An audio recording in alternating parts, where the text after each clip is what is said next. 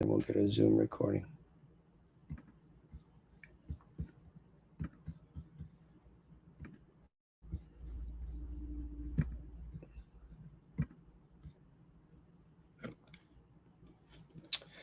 Alrighty, then away we go. Welcome to tonight's call. It is Wednesday, July 3rd of 2024, and this is the Profitable Real Estate Agent Plan. Thank you all for joining me here, especially all the people in the United States on the night before the 4th of July, because everybody's looking to check out and go to the beach. Look at Roberto smiling. He just got off the beach, we can tell, right? So we find ourselves in week number 9 here.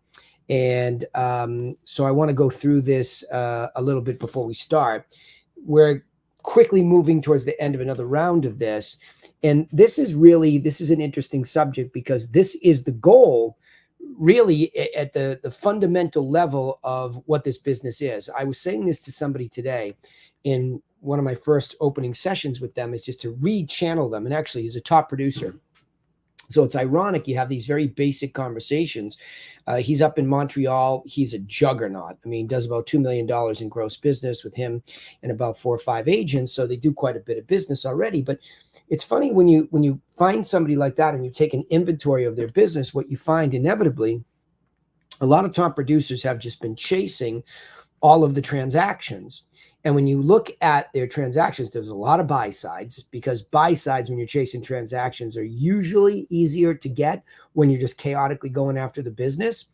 And then beyond that, what happens is you also start to chase the bottom of the distribution of sales, meaning what? Left of the median, right? So you have a median price in your marketplace. You start chasing all these transactions. Next thing you know, doing a lot of transactions, but you're also making less. And when you get into the lower brackets for sales, people tend to be more cost conscious on the commission, and I see all the commissions get squeezed. So I can make just the case over and over and over again that the core fundamental belief system that I changed for myself and I subsequently teach now, you really should be seeking to list properties with people who own a property that is worth the median or above, preferably the average or above, which is usually even higher, right?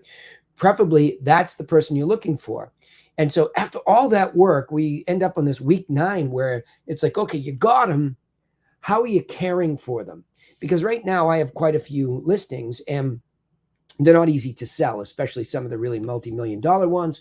We're in the slow season for most of us with the holidays. Everybody wants to be, at the beach if you live in a warm climate or they've traveled somewhere. So you get a natural slowdown. So your clients get anxious and you really need to care for them. So I can talk about a lot of the things that we do, but when I redid my business and I was looking to reallocate people resources, I took Laura, who had been with me for a long time already, probably already 10 years at that time. She's 18 years with me now.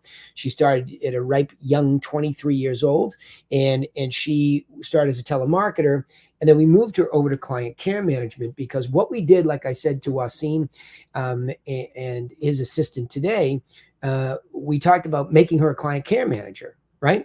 We said, Sam, we need to start to redefine this, because you need to support him to do the most money-making activity that he can, which is getting these sellers and getting them sold. And you need to be right there supporting him in that. And then we have to look at putting all the rest of the stuff behind that. So this becomes a really, really important subject, especially when I'm teaching top producers. I mean, let alone all of you that are beginners, but top producers come in and this is a mess. And it seems logical that they would be caring for their sellers the right way, but it's more than that. So let's get into the slides here today. Tell me when I change a slide, if you don't see it moving. I have to fix this technology. I'm falling forward with StreamYard and Zoom at the same time. We'll see how we do. But developing an answer to the question, how are you caring for sellers, is essential. And of course, we have the worksheet. So you're going to get, you have to go to the worksheet and get that and understand the fill in the blanks. You can get that on the Facebook group. Facebook really kind of screwed us up by not allowing for live broadcasting into Facebook groups. You can do it, but it's a pain in the neck. So I'm trying to figure out the best application that I can use for you all to have everything in one place. Sounds like it's going to be tricky, but for right now, go to the Facebook group for the Profitable Real Estate Agent Plan, and all of the previous files with the fill in the blanks are there, but I'll go through them tonight with you, okay? So now, what's interesting, you're going to think I'm crazy when I say, well, how do you introduce yourself professionally to sellers, right? Well, in a seller is a seller is a seller, but the context of that seller changes for us. And I have something in our strategies where I coach, in this formulaic approach for all the Realty Classroom one-on-one members and the Griffin agents across the country that we have now. We go and we look at, from strategic thinking, we say a strategic marketing plan and a strategic conversion plan. Well, when I go into the conversion plan, it's still a contact, and that contact can be buying, selling, or both, right? But as they change, we call lead, prospect, and client a disposition, right? That's their disposition as a contact inside your database and inside your real estate business. So it's important to understand how you introduce yourself to sellers, really, when you're going from lead to prospect. It's a very, very critical moment there, because how you care for them starts the minute you meet them. And especially with me, we're about to onboard a new probate listing next week for $950,000, and we weren't even in the game a month ago. But the way that we introduced ourselves helped us get there. So let's talk about that. The best beginning to a relationship with a seller is to give away your best what to do information for free. So now, of course, in this course, and all of you that are being trained and coached by me regularly, I'm obsessive about having the conversation from a strategic marketing standpoint, that you put together a unique selling proposition in the form of a physical information product, to include pictures and details of properties that sold around that seller's property, a little above what theirs might be worth and a little below, never making a value judgment until you're in the house. Next, we do a one-page statistical market update where we pull all the stats from MLS, such things as a median price, average price, days on market, things like that are all statistical information that answer how's the market, because they all want to know that.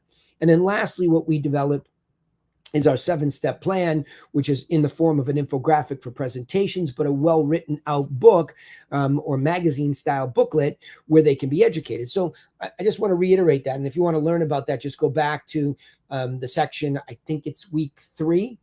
Yeah, week 3. We talk about unique selling proposition and the development thereof. And that's really an important thing to go back and look at, so you can see physically what I put together if you're not part of our inner circle per se, right? But it's very, very important, and it changed my entire business formula for the better, dramatically, not a little bit, dramatically. I mean, I went from selling $300,000 to $400,000 houses in mass, meaning a lot, right? Just like these top producers I coach, to doing much better business at a well above median, right? Well above median these days, and extremely far above in some cases. I have a $13.5 million listing and an $8 million listing right now, amongst some others that are 3 and 2, etc. But again, that came from doing this first. I wasn't in this business 5 years ago. And I've been in the business 25 years. That tells you for a long time I was transactional and getting a lot of these transactions, until I talked about this unique selling proposition and put it together and really started to start like that with sellers, right? So what are the benefits of giving to sellers? Why in the world would we, my staff, my team, why would we take the time to make an offer of those 3 pieces of information? Annabelle sits in the office, prints them all out, puts them in a nice package, hand addresses them, puts a stamp in, walks down to the post office, which is conveniently just a block, not even a block, 2 buildings away, and drops them in the mail. It's a lot of work. So what are the benefits of that? Well, when you give away your best information for free, you empower the seller and you open up a competitionless lane. So where my little office is on Cape Cod, and they have a virtual one up in, well, not virtual, physical, but I'm mostly virtual in Boston, because I just physically go to the houses most of the time. But they're small little places surrounded by competition, especially in Osterville, this tiny little village in the middle of Cape Cod, in the middle of the biggest town in the state, by the way, called Barnstable, where I live. Physically, not people-wise, but physically. And there's got to be about 7 or 8 real estate agencies right there, right? And so what happens is they're all going to do the same thing, whether it's Compass, Ravis, Sotheby's. They're all going to talk about their resume and their company and how many agents they have. It's tired, and it's been around forever. And that's the way people compete, right? They compete on resume and that type of thing. And the poor agent that doesn't have any resume has to try to latch on to the company name or the brand or whatever in hopes that something will happen. Well, when you give away information that actually is empowering that seller and is educating that seller on how things go, well, you're in a great spot, right? I mean, you're now sitting with somebody and you're giving them information that educates them, not brags about how great you and your company are.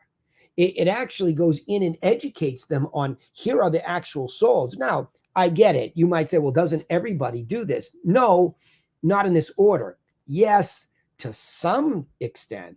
I mean, everybody that's going to go to a listing has probably been taught the word comps, right? And don't use that language. When you're talking to sellers, they don't even have any idea what that means. Comparable sales.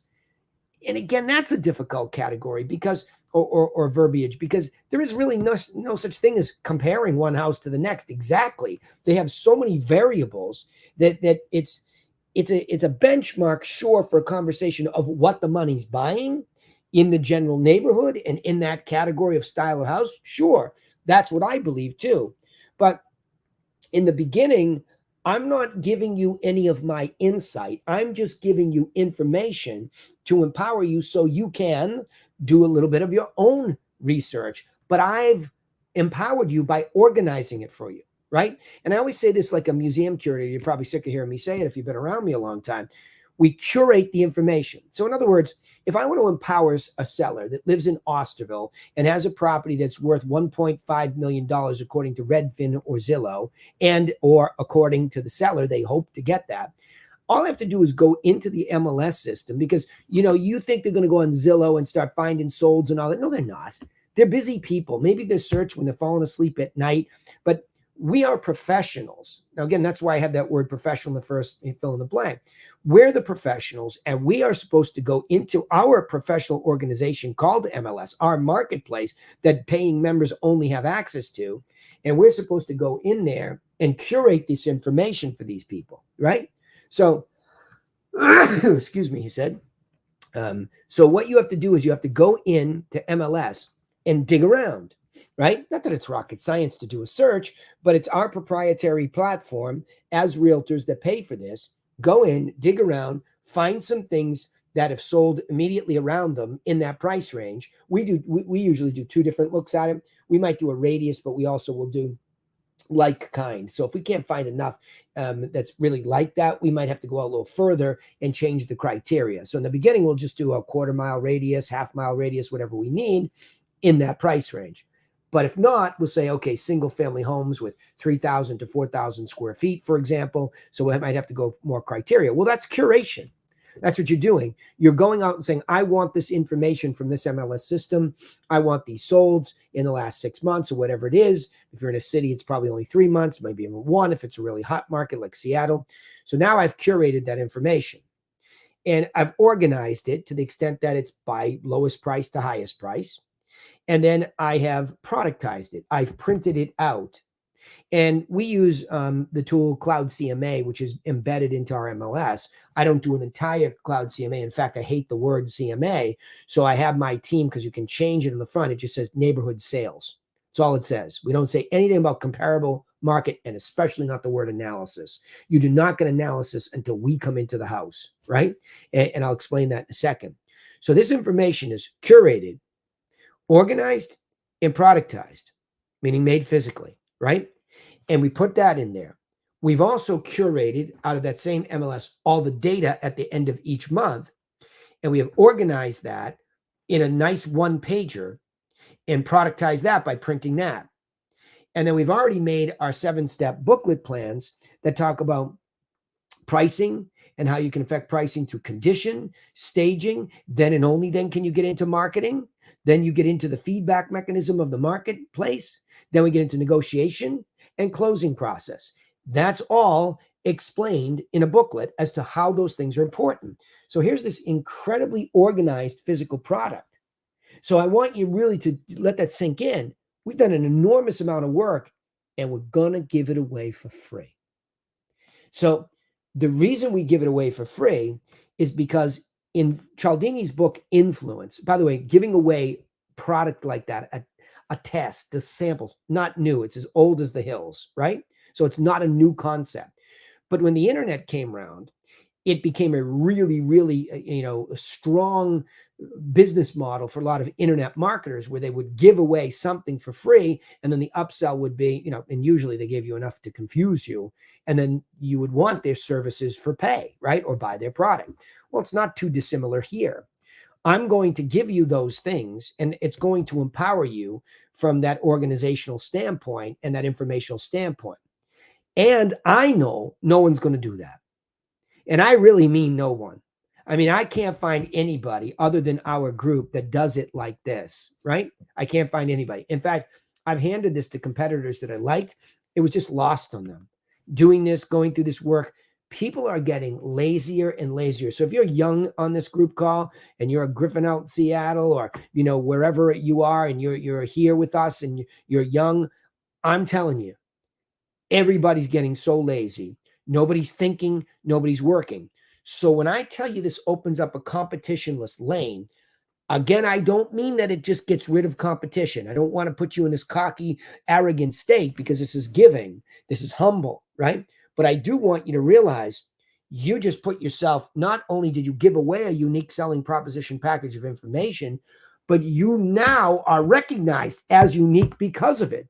That's the true definition of a unique selling proposition, is that your unique selling proposition is you're willing to give away your best what to do information for free.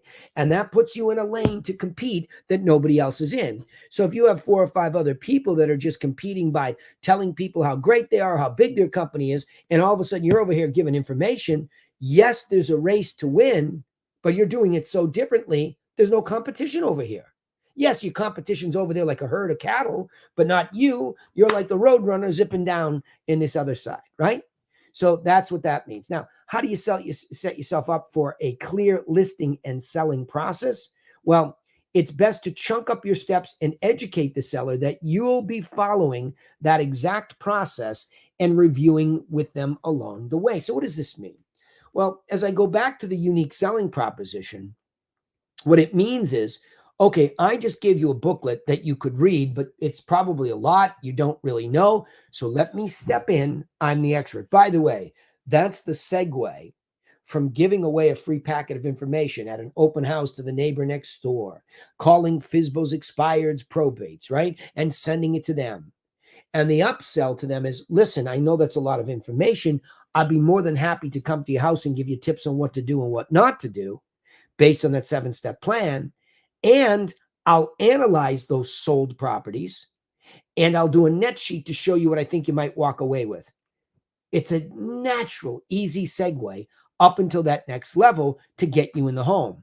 But when you go into the home, you're not going to sit down and read a booklet to them.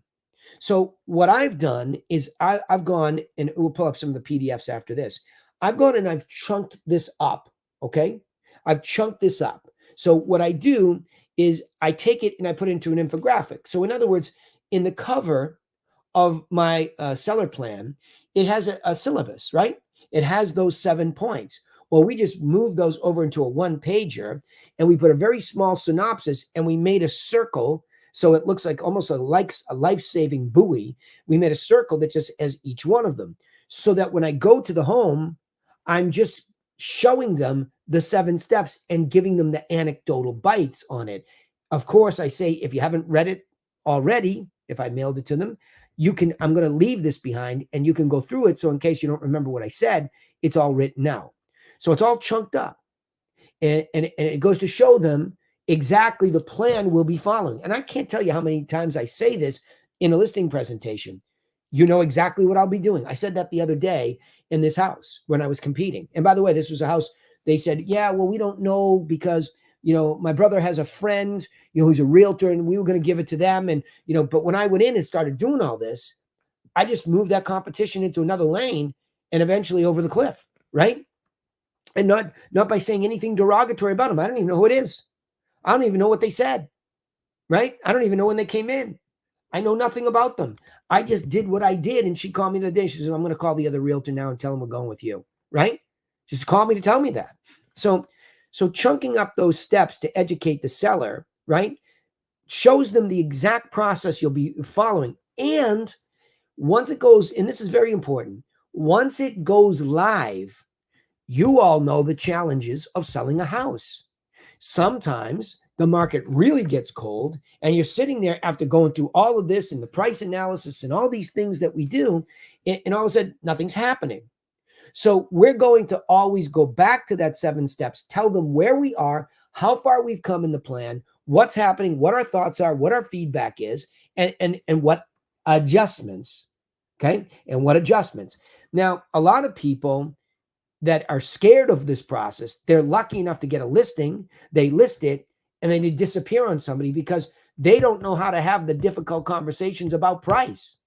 They're not even running an open house system to show the effort, to see if anybody's coming through, to see if anybody, they're just sitting around waiting for a co-broke to bring somebody. They're very reactive. That's reactive real estate, whereas we're very proactive. So we're always reviewing with somebody what's going on.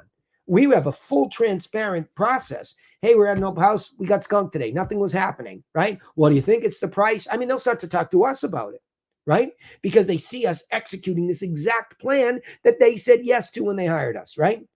Okay, so how detailed and organized is the onboarding process when you bring them on? Okay, so we've just done all this work, but now we have to onboard them. Well, establishing a transparent checklisted process for onboarding a listing and including the seller is critical because people will support what they help create. I don't know what the help creates means, but what they help create, right? I say that all the time. So when you include somebody in the process, so for example, for us, obviously the stuff when they're onboarding is all about pictures, the write-up, getting it up onto the website, showing them the postcard even that we send out. And then we do telemarketing around this for our just listeds.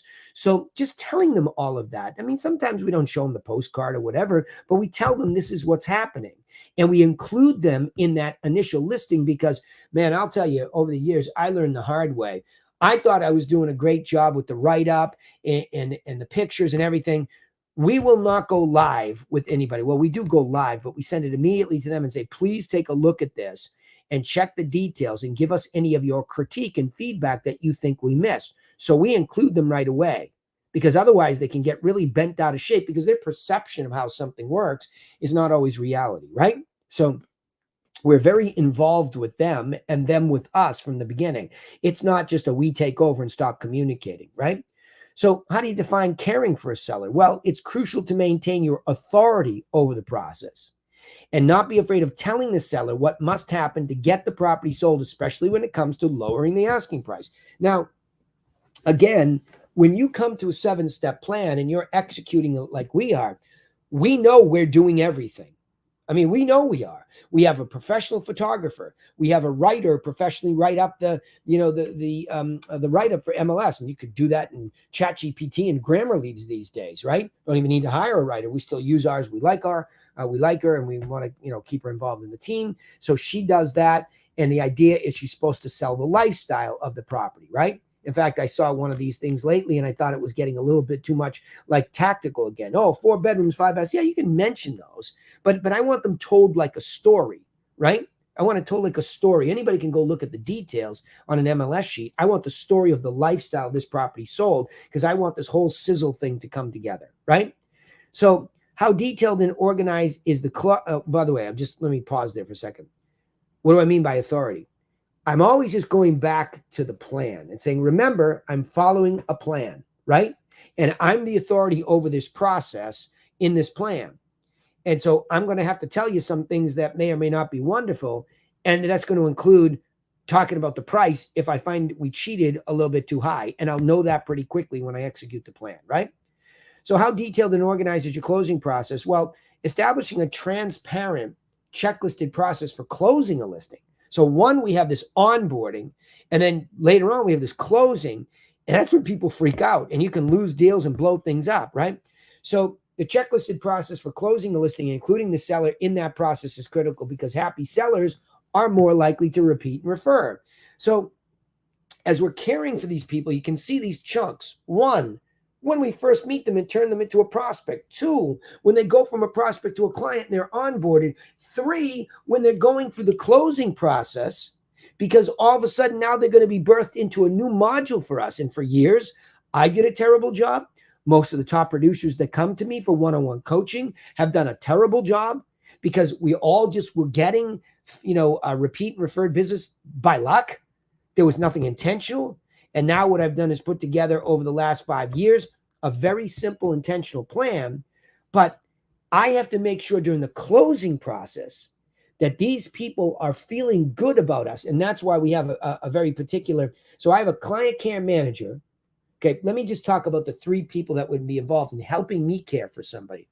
The telemarketer is the person who builds the relationship from lead to prospect.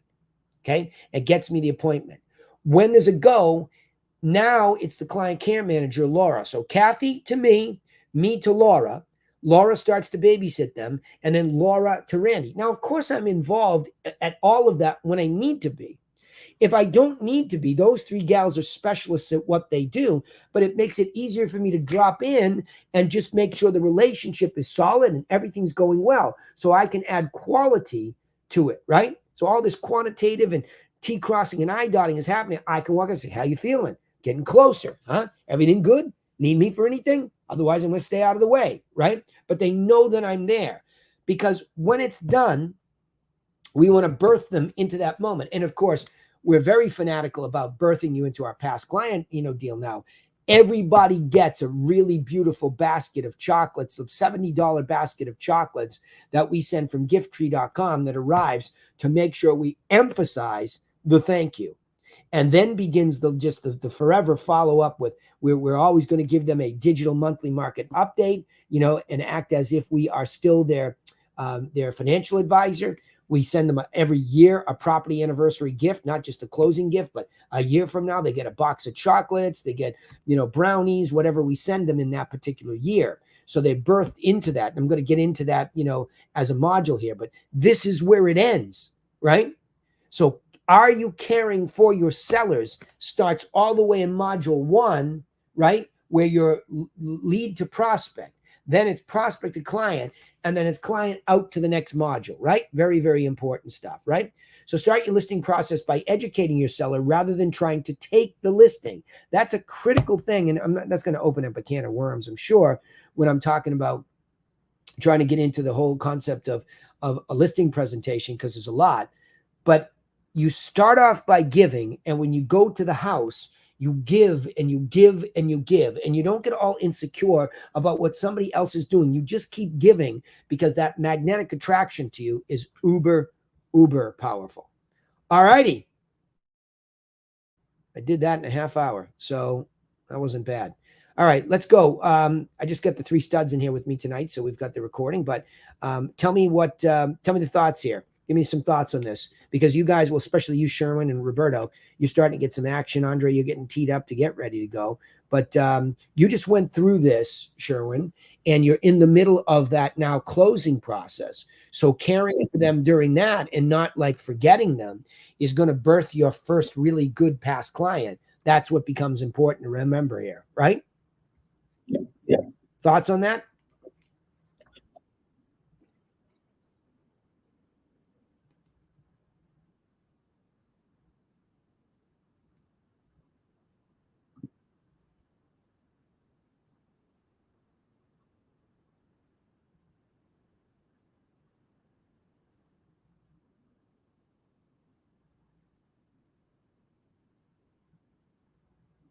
Where are they going?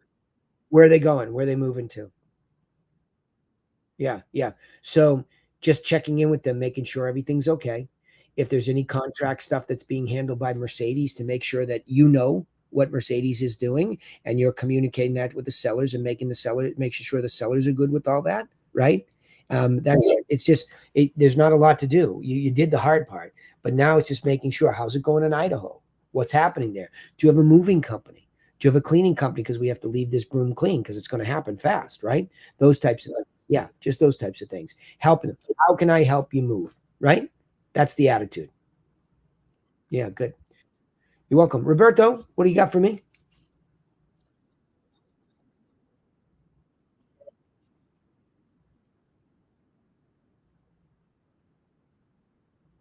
Yeah.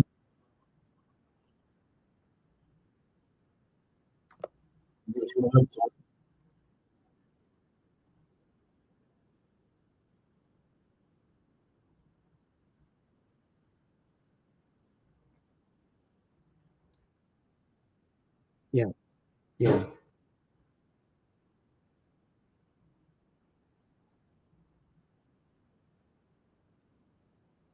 Yeah.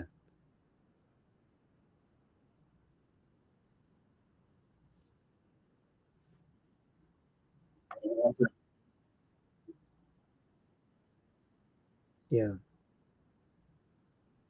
That's when you know you have an ideal avatar, right? Because they're consuming the information, because the three of you guys are ringers, all part of the group. I think the most important thing to understand about that is the information is wonderful, isn't and it gets accepted by a lot of people. We hear it every week on the Friday calls, right? They say yes, but it's the ones that really consume it that are the best avatar. And that's exactly what happened to me with the probate. I mean, I walk in, she's got everything sitting there, right? And I'm not looking at five different packages from other agencies. I'm looking at my stuff. And so then I can refer to it and say, okay, now remember why I came. See that 7 steps? I walk through looking at the condition. And then I give you tips on what to do and what not to do. So here's what I think we should do. I think you should rip these carpets up because there's hardwoods all through here and these carpets are terrible. But we have to get somebody to do it right because there's tack pad and we don't want to ruin the floors, right? That's a tip what to do. Now, you're probably not going to do the roof and the sidewalling because nobody's going to agree to spend that much money because she's got 10 brothers and sisters that are all part of this estate. But let's get some professionals to come and price it out. So we have a couple professionals. Somebody was blowing me up, wanted to price it out. I said, wonderful. You come price it out. You guys can come price it out, right? And they said, well, what's the purpose for it? And I said, well, they're not going to do it, but the buyers will most likely do it. So be happy to pass your stuff on to the buyers and promote you and give you anything that we can. They're like, absolutely. So we did that too. So that's a tip on what to do and what not to do. Don't do these, but price them. So that's how, because I told them those are arrows in my quiver. If I'm getting beaten up based on these weird sidewall shingles that you have, then I'm going to just pull that out and say, well, here's the number to re-sidewall it, right? It's not 100,000. Yeah. It's 70,000. You know what I mean? Whatever it is. So I'm prepared to go do that with them. So the people that are consuming that, you're able to educate them in the house against it. I always say to you guys, I am coaching you against what I train you. I'm not making things up. I'm saying, here's exactly what I do. And this is how I trained myself to be better at this. And this is the system. So when I walk in, I got these 7 steps. I'm referring to those. It makes everything easier and flow, right? So, but you can end up on grease skids with the right avatar because they're like, yep, I read this. This was great. When you said this in your magazine, what do you think, right? That's ideal, right? So they've consumed it like that. And you know what she said to me? She said, this is great. I know it all, she said, but it was a great refresher. And I remember a buddy of mine who I knew from the venture capital business, he said, I don't want to insult you, but this is like just organized common sense. And he was saying that in a complimentary way. I'm saying, oh my God, you got it. You understand what it is. That's exactly what it is. I have organized common sense for you so that I don't want to complicate the system, the process, because that will just burden your mind. And then you'll shut down and you won't know how to sell your house and you'll be all stressed out. That's why this business falls apart on people because nobody comes along and helps with that. Right. So good. Bravo. All right, Andre, close us out. What do you got for us, buddy? Any questions? Any thoughts? Yeah, likewise, buddy. How's the studying going? Yeah. Yeah, that's all right. That's all right. Yeah, you'll be fine. Yeah. Well, and the other thing is, what's ironic about you, once you get past that test, you're already very well educated in a lot of what we do. By the way, I did hear you asked about one of the other team members at Griffin out there that was running an open house sort of by the seat of her pants. That's because she has not had the opportunity to be trained in that. And I'm going to be doing some one-on-one. So that was a good heads up that was like, it's a system, Andre. And I can tell you from my mouth to your ears, do exactly what I tell you to do. because I'm the guy that's doing this week after week after week, getting that result. Do it. We'll catch everybody else up. I love that you went out there with her and did the open house, so you get that real flavor for what it's like to be in there and see yourself. But imagine yourself being even more organized than that, right? Having that opt-in sheet. Thank you so much for coming. Sellers asked that I have everybody sign it. If you don't mind doing so, I would appreciate that. After you do that, feel free to take a listing sheet and take a peek at the house. Then I go quiet. I let them write, because I used to talk in their ear and they'd be looking at me, looking at that, and they'd only write a few words and they wouldn't tell me everything I wanted to know. So now there's a little awkward silence. I back off them. I let them do that.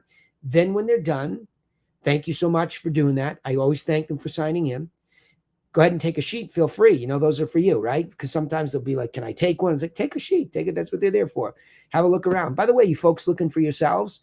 So now I'm beginning to identify, do I have a real buyer in the house, right? Obviously, the goal is to try to sell that particular house if I can. But if not, I'm going to figure out pretty quickly whether they want it or not.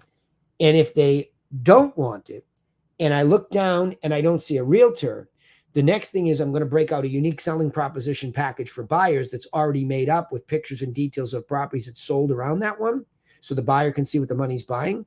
On the buy package, I throw in 5 more properties in that price range so that they can take that and see what else is out there if they want to drive around. The market update and the buyer plan.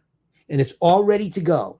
And so I'm able to do literally a small buyer presentation by simply giving away my best what to do information rather than taking, oh, you're not working with anybody? Well, I could help you. No.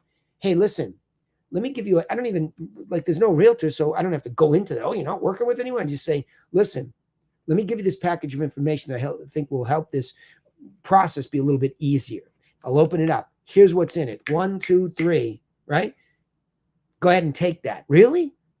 And so now I get into a little bit more conversation, and I look down and say, I just want to make sure I can read the information, because if you tell me, like, was this property what you like, or was there some other things you want to add, because I can email you some stuff. Now what I have is a really, really heavy lead now that's becoming a prospect. I can give that back to my telemarketer. In your case, it would be you, and you'd be following up. So you don't want to miss those opportunities to do all that, because it's right there for the taking every time, right? And boy, have I made some money doing that, like significant amounts, multi-million-dollar listings from that, buyers from that. It's pretty stunning, right? So cool. Yeah. Getting into, in what way?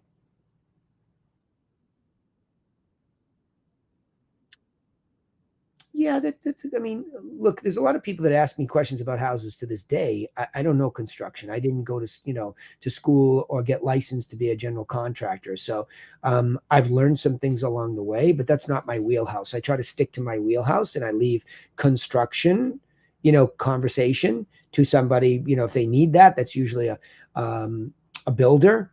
Preferentially that I know, I would send them to a builder. So listen, I can get my builder to talk to you about that, right? But I think educationally, sure. The more you know about this business, I mean, there's some folks that are really good at staging, and that gives them an advantage because they've studied it. And, even if it's casual study, I'm not talking about a degree, they've just spent some time studying it, right? So just remember that your core competency is this stuff we're talking about, right? To be the guide about the process of selling or buying a property. That's your core competency. So, and look, I still learn subtleties every day, every week about how to do it better. So you put the big rocks in on a craft, and then over time, you're getting into the microeconomics of that craft, because experientially you're learning something. Especially in your case, you come back to me and you get coached. Like, this is more training. We're training, right? We're training a system. We're walking through tactically what you should do. Then you go out and do it, and you come back and say, here's what happened, right? So over time, more and more of that coaching and that questioning, that begins to develop your synapses, and your real estate highway gets tighter, and you can come up with anecdotes like that because experientially you've grown on top of the training, right? So now some of that fundamental experiential stuff could be taking a course in construction, could be taking a course in staging, because then you're just a little bit more versant in some of those subjects, deeper than even I would be, right? So it's not going to hurt you, but the key for you is get past this test, get that license, and get out there and experientially work on this piece of it. You may find that you love construction or love talking about that. The great news is, in this day and age, being multiple things in real estate is actually normal, right? I mean, I'm an investor. I have 2 investment deals going down, with a third one I'm looking at right now for commercial buildings, right? Small ones, retail buildings, well, not that small, but 9,000 square foot building. And then my own office, 1,800 square foot building. I'm trying to get tenants and, put them together. And I love that. That has nothing to do with real estate sales. So, but it's a beautiful dovetail in the world of real estate, right? And then obviously you're out there in the Griffin. That's my expansion of my agency with Paul, and in Arizona with Grant. So that's another business in real estate that works very different from my own book of business, right? So I don't think there's anything wrong with having that breadth, but if you get too diversified, you won't be articulate enough to compete at a high level for listings, which is where I want you, right? Yeah, likewise. You're in, and plus you're in that study mode, so it's very logical. The younger you are, and when you're in study mode, it's very logical to want to be really educated, right? But that's great, but not if it's not being practically applied in the field. And that's why I love open houses, because we're always practically applying it with real people coming through the door, right? And then, of course, cold calling and door knocking, those things, those are the 3 major things that get bantered around in our industry that bring the experience, right? That you can come back and say, geez, I went and door knocked and I was fumbling and stumbling. What should I have said? That's what Peter did. I think you probably saw Peter from Long Island on one of those calls. He went up with a horrible script, right? And he didn't have the package. I'm like, well, Pete, you going to listen now? Right.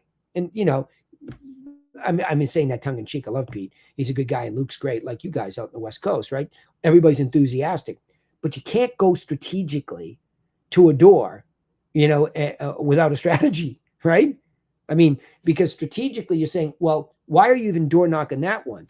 You drew a circle around an area. Did you go to all the expireds, all the FSBOs? Did you know if anybody passed any abandoned properties? Those are all the targets first. You don't just randomly knock. You go to those first, right? Because they have context where you might be able to give away one of your packages, right? So see what I mean? It just gets clearer and clearer and clearer when you start off strategically asking questions. Then you go and say, well, I said these words and I gave this package. Those are the tactics that sit inside that strategy, right? So be careful to spread your academic brain too thinly in the beginning, right? Learn this, practice this, coach this.